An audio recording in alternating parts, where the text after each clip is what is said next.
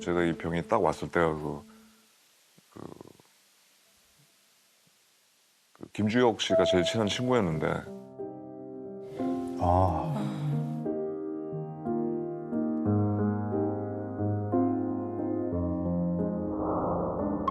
그 친구가 사고가 나서 이제 떠나고 언제든 내가 연락하면 언제든 볼 수 있는 친구. 둘이 주혁이랑 저랑 공통점이 또 많았던 게 아버지를 굉장히 무서워했어요. 그 대화가 거의 없었어요. 그래서 집에서 할 수 없는 얘기들, 그런 얘기들을 그냥 서로 편하게 많이 얘기를 했던 것 같아요. 예, 집안 얘기까지도 정말 가족한테도 이제 하지 못하는 이런 얘기들도 그냥 친구의 죽음 이후로 공황장애와 수면장애가 와서 되게 힘들다고 해요.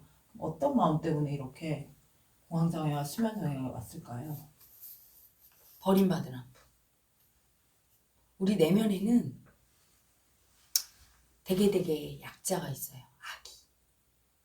딱 태어나서 그 아기가 엄마 아빠한테 이렇게 의지해요. 그리고 살면서 시집장가 가면 보통 일반인은 이제 독립했다. 근데 거짓말이에요. 죽을 때까지 의지해요. 그래서 나이 들어서 부모가 죽어도 되게 허전함을 느끼잖아. 그리고 죽었다는 걸 안 받아들인 사람도 많고. 근데 지금 얘기 들어보니까 친구 둘 다 아버지를 무서워해서 의존하는 아기가 아버지한테 제대로 이렇게 의존을 못하다가 친구 둘이 그러니까 서로에게 부모 역할과 자식 역할을 해준 거야. 부모처럼 의지하고 자식처럼 돌봐주고 서로 그랬던 거야. 엄청 끈끈했던 사이인 거죠. 그래서 그 아기가 아기인 줄 모르고 누구나 그렇게 살아요. 어른 같지만 그 어른들이 다 아기야 내면은. 근데 이렇게 나는 어른이야 이렇게 사는데 속에는 아기 하나씩 있어서 그 아기가 자기의 더 늙은 부모를 의지하고 있거나 현대인은 돈을 의지하거나 심지어는 자기 자식을 의지할 게 없으면 안 되면 쓰레기라도 의지해. 그래서 쓰레기를 막 모아갖고 아파트에 이렇게 계속 모으는 할머니들은 그 쓰레기를 의지하는 거 무의식이 그렇게 아주 이상한 거예요. 무의식 속의 약자가. 그 의지하고 집착하는 게 없으면 살 수가 없는 거야. 뭐래도 의지해. 근데 이 두 사람은 너무나 둘이를 의지했는데 가족보다 더 끈끈하게 부모 겸 자식 겸으로 완전히 여기 거의 뭐 배우자보다 더 많이 의지했던 것 같아요. 그러니까 한 사람이 딱 죽으니까 완전히 아기가 뜬 거예요. 그 의지하고 집착했던 그 아기가 피할 곳이 없어. 이 세상에 홀로 남았을 거야. 온통 의지했어. 부모도 아니고 돈도 아니고 아무것도.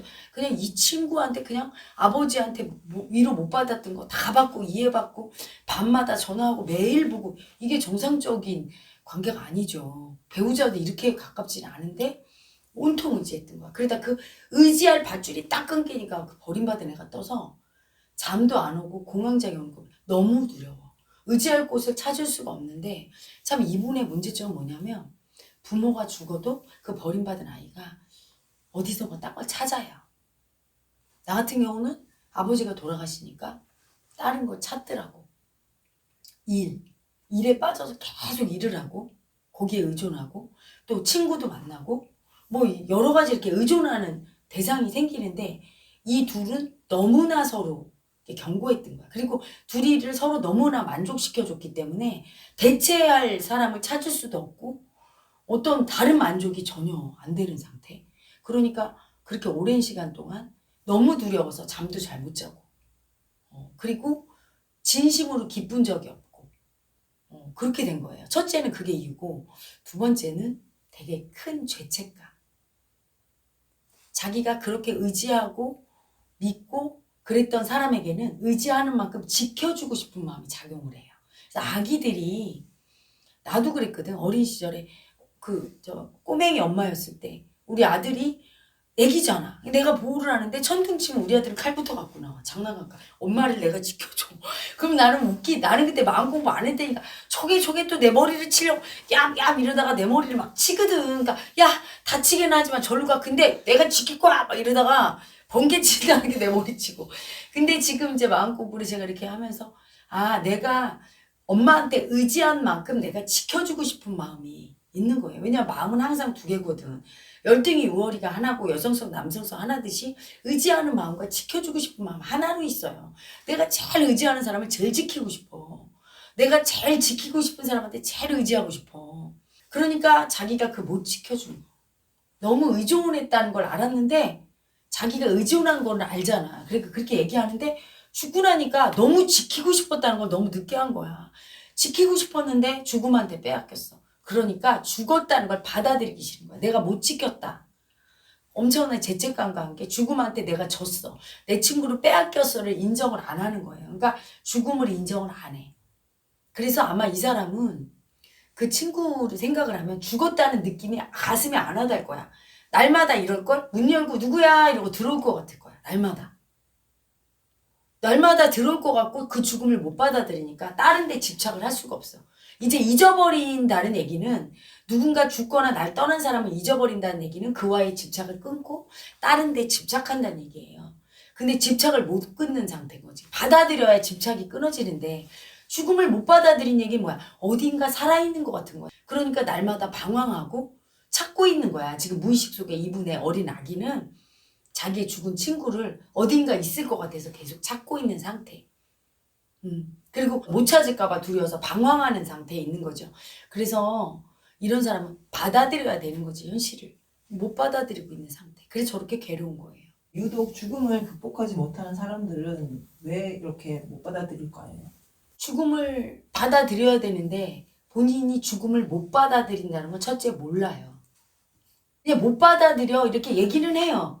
내가 아직 우리 남편은 죽음을 못 받아들이나 봐. 이렇게 얘기는 하는데 그게 받아들인다는 게 어떤 거게 하는 건지를 몰라서 그냥 사는 거야. 나 같은 경우도 아버지가 죽었는데 저녁마다 7시에 딱 퇴근하셨거든. 그러면 문 있는 데를 항상 봐. 근데 기가 막힌 게 시계도 안 보는데 내가. 나도 모르게 딱 문을 보고 시계를 보면 7시더라고. 그거를 몇 년을 계속했어요. 그 얘기는 뭐야? 내 속에 어떤 마음이 있어? 아버지는 안 죽었다고 집착하는 아기가 그게 빙인 거예요. 그 에너지체로 집착했던 아기는 마음으로 존재하는 거야. 육신이 있는 게 아니라. 에너지체로 있다가 그 마음이 올라오면서 나도 모르게 딱 문을 보는 거예요. 그러면서 내가 아버지에 집착하는 이 아기가 지금 올라와서 살고 있다는 거. 아버지가 살아있을 때와 죽은 다음에 나는 다른 인간이라는 걸 모르는 거야. 다른 인간이라는 건 뭐야? 올라온 거야. 버림받은 아픈 아기가 올라왔는데 인정 안 해. 아버지를 뺏겼다고 버림받았다고 아버지는 죽었다고 인정 안 하고 고집 부리면서 있는 아기가 올라온 걸 인정을 안 한 거예요. 근데 그것도 모르고 살다가 여기 와서 이제 마음 공부하면서 알았지. 지금 이분이 그 상태야. 올라왔어. 버림받았는데 절대 나는 버림받지 않았다고. 너무 서러워. 지키지 못한 것도 서럽고 뺏긴 것도 억울하고 내가 이렇게 버림받았다는 것도 너무 아파서 받아들이기 싫은 그 에너지체. 과거에 내가 아닌 또 다른 내 무의식에 잠재돼 있던 그 무의식이 큰 사건에 의해서 쫙 열리면서 올라와. 모든 일반인들이.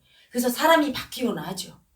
죽을 뻔했던 사람, 사고 겪은 사람 바뀌고 이렇게 누군가 주변인이 죽으면 성격조차 바뀌는 게 다른 에고가 올라오는 거예요. 무의식 속 에고가. 그 올라왔다는 걸 인정해야 돼. 그래서 이 에고가 죽음을 받아들여야 돼.